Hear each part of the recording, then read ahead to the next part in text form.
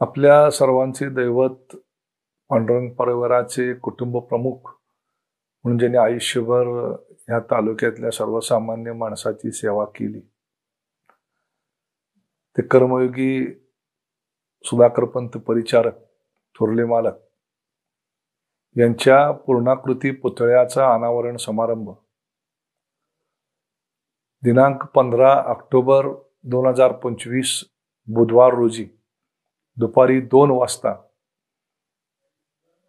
पांडुरंग सहकारी साखर कारखान्याच्या कार्यस्थळावरती या राज्याचे कर्तव्यदक्ष आणि लोकप्रिय मुख्यमंत्री माननीय देवेंद्रजी फडणवीस साहेब व इतर मान्यवरांच्या हस्ते आयोजित केलेला आहे।